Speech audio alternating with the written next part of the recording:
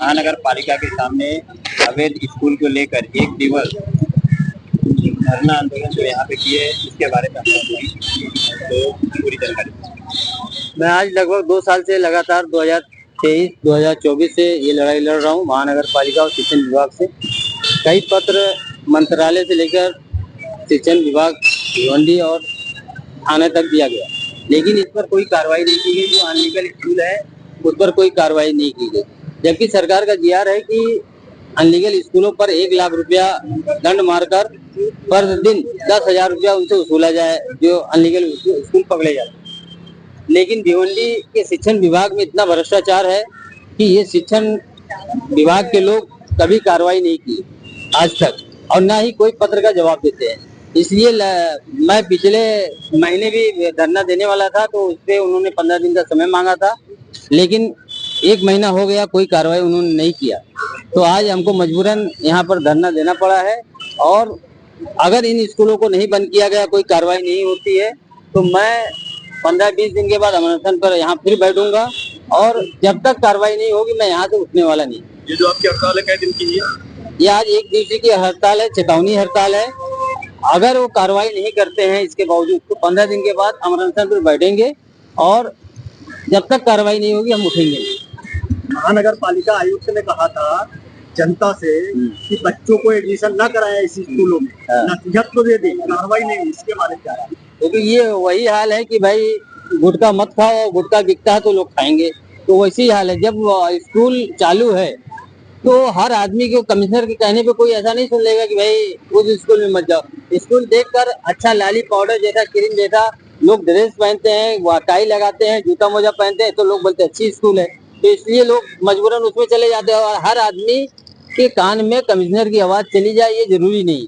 जब उनके अधिकारियों के कान में कमिश्नर की आवाज नहीं जाती है, कमिश्नर कुछ बोलता है और करते कुछ है, आप देखिए रहे हो शहर के अंदर, तो स्कूल कैसे लोग कैसे स्कूलों में नहीं भेजेंगे? जो गलत काम शहर में हो रहा है वो इनका काम है कि उसके ऊपर कार्रवाई करें। जो सरकार का जीआर निकला हुआ है उस जीआर के निर्णय के हिसाब से उनके ऊपर फाइन लगाएं, दंड लगाएं। ये काम होता नहीं है उनसे। मैं तो सुना हूँ कि लोगों से पैसा वसूला जा रहा है।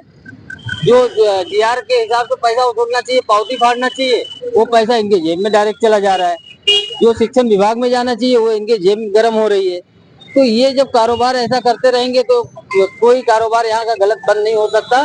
केवल ये एक हवा बनाकर और कमाई का जरिया बना रहे हैं। यहाँ लगता है जब से महानगर पालिका आयुक्त तो यहाँ पर बैठे कार्यालय में महानगर पालिका के, जब से लोगों की कंप्लेंट बढ़ गई, लोगों का विरोध बढ़ गया है, क्या मानते हैं इस पर? अभी ये तो देखो, एकनाथ शिंदे साहब को केवल बदनाम करने की कोशिश कर रहा है। ये शिंदे साहब ने भेजा है इनको, और ये एकनाथ शिंदे साहब की पार्टी को बदनाम कर रहा है। उनको समझ में नहीं आ रहा है ये बात, वहां तक ये बात पहुंच नहीं पा रही है। उनको चाहिए कि ऐसे भ्रष्ट अधिकारी को यहाँ से तुरंत हटाना चाहिए जो शहर को गड्ढे में डाल दिया है। इतना बड़ा पेट है इसका, कभी पेट भरा नहीं आज तक, कितना भी मामला हो पेट खाली है।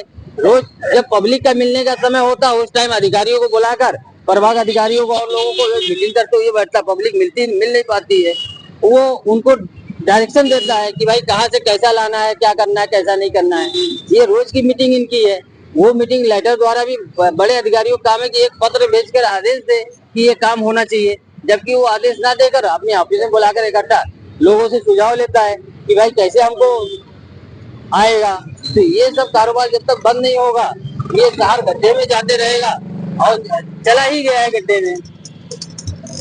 अभी 2 दिन पहले जो है एक शिक्षक का मामला सामने आया था, जिसमें शिक्षक छेड़छाड़ कर रहा था बच्चों का साथ, तो ऐसे स्थिति को लेकर उसके लिए हमने मामले उसमें पत्र में लिखा है कि जो स्कूलें हैं मनपा की हो या प्राइवेट हो, जो भी स्कूल है उसमें सीसीटीवी लगाया जाए, और वहाँ महिला गार्ड रखा जाए सुरक्षा के लिए बच्चियों के।